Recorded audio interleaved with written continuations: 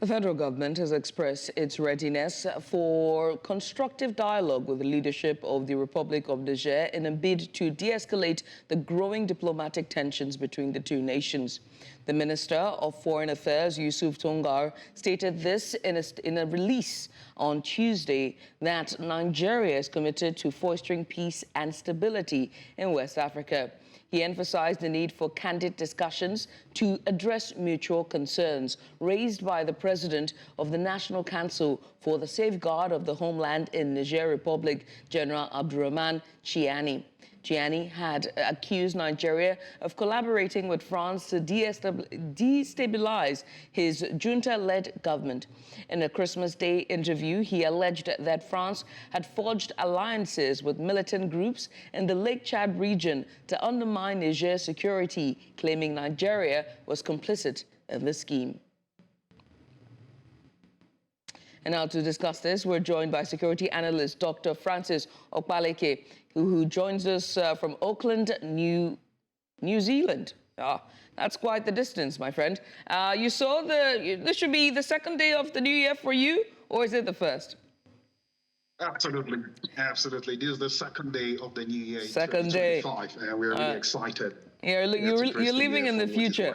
Nice to see that you are. But again, welcome and Happy New Year to you. Let's get started, shall we? I mean, how do you assess, Nigeria's proposal for a dialogue with Niger Republic to de-escalate tensions? I think that's the right way to go. The preference will always be diplomatic and, of course, a dialogue over conflicts. The growing tension has actually left a lot of bitter taste in the mouths of both governments, from Niger claiming that, or the allegations that from the Nigerian government that Nigeria is colluding with militants in the Lake Chad region to destabilize the country. There is also the collusion, the allegation that Nigeria is also colluding with France to destabilize the junta-led government. So all these allegations are really very strong, particularly when you think about sovereignty issues and things that border on territorial integrity. The bigger concern here is, given the historical relationship that Niger and Nigeria has had, it would be best to have this kind of tensions continue for a very long time, given the fact that Nigeria and Niger, of course, collaborate on many fronts. So I believe constructive talks that tilt to the way of diplomatic assurances and for discussions that really benefit on mutual fronts will be the best way forward to further de-escalate tensions between the junta-led government in Niger and, of course, with Nigeria as well. And how then, if you were to analyze it, what would be the potential impact, right, of this Nigeria-Niger tensions on West African security? Let's start with security first, its impact. Absolutely, there will be security ramifications if this particular tension is not nipped in the bud. Number one, Niger and Nigeria. Niger is part of Nigeria's, part of the multinational joint task force, which is a very important task force that helps to combat terrorism on all fronts, particularly in the Sahel. So if the tension continues unabated, we're seeing cases where there will be a security vacuum that terrorists can explore to further, create very unpalatable security situations in the Sahelian region. Also, very importantly, because both countries share very contiguous borders, we see a risk of illicit arms and smuggling also taking place, with criminals and marauders, of course, profiting off that security lapse that would probably take place between both countries to kind of perpetuate, illicit activities along the borders. So I think security-wise, there's also the probability of a domino effect. Like you will see right now, ECOWAS is going through expanded cases of trying to de-escalate tensions in many places, with, of course, coup taking place in the Niger, Burkina Faso, and the likes. If this continues to spill over, we are going to be seeing ECOWAS being pushed to the fore. And what might bring in ECOWAS to the fray? Nigeria plays a very critical leadership role in ECOWAS. And of course, Tinubu-led government, of course, plays a very important role in their leadership.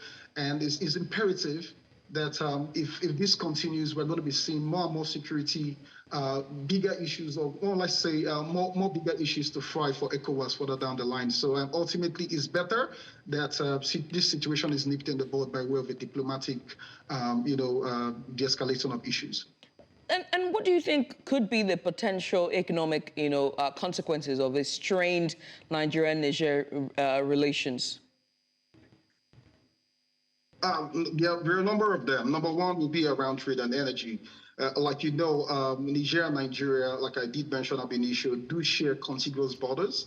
And, import and exports-wise, Nigeria do exports its energy to Niger, which they benefit immensely from, particularly electricity. So if this continues, there might be that probability there might be strains in that area in terms of energy exports for Nigeria. Also, further down the line, we're also seeing a case where Niger also, provides Nigeria with very important agricultural produce. So if that also continues as well, we're also seeing the trade might get affected. Right now, Nigeria is going through a very significant level of inflation period. There's a lot of tensions right now. I wouldn't want to see further strain in terms of, the goods that really kind of come through and produce that do kind of come through, particularly, the importance of food security in this time and space. So I think on a bigger fray as well, if we look at the African Continental Free Trade Area, we can actually start thinking if this continues, this trade relationship between Nigeria and Niger continues, conversations around the free trade area within Africa would also be something that might be, thrown into question. So I think it's just a case where we're seeing economic impact being a bountiful. And then again, if you also think about the loss that would actually take place when the borders are not protected between these two countries, smuggling, of course, would also be a very rampant issue. And Nigeria, of course, will lose a lot in terms of, customs and the likes as well. Right. So, and also, let's talk about, oil as well. And let's throw the oil and gas in this sector again with Niger, with their pipelines going in. And they've had issues with, with pipelines with Benin Republic. Correct me if I'm wrong. But let's talk a bit about, the oil and pipelines, especially terrorism, and the impact of it with the economics for the region. Absolutely. If you recall, 13 December 2024, Lakarua, which is a terrorist group based in Nigeria, took responsibility for the bombing of the oil pipeline that, the Niger-Benin oil pipeline in Gaya, in the Gasso region of Niger Republic. Now, oil is a very important producer for both countries, even for Nigeria and for Niger. And if this continues, with the bombing of this oil pipeline, Nigeria, of course, was predominantly concerned that, the economy being the substructure of every country, they were really predominantly concerned that this was a destabilizing effort. So I think the key thing here is this: if these pipelines are further destroyed, I think the bigger implication is, are we going to be seeing a case of reciprocity, taking place? And there's also that bigger question of what would happen to the economics of destroying this oil pipeline, given that Niger also depends very critically on oil trade to actually sustain its economy. So there are two-way streets to this, like I did mention. And I think the imperative here is, finding a lasting solution that comes by way of a diplomatic conversation would actually get things, moving in the right direction and prevent further escalation further down the line. Well, all eyes are going to be in that room as high-level officials will be there. And hopefully this dialogue would lead to a resolution of some sort and just to ease bilateral relations between the two nations. But I must say thank you, Doctor, for taking out the time today, this afternoon, to join us. And let me send you back to the future. Thank you for having me. The pleasure, Bomo.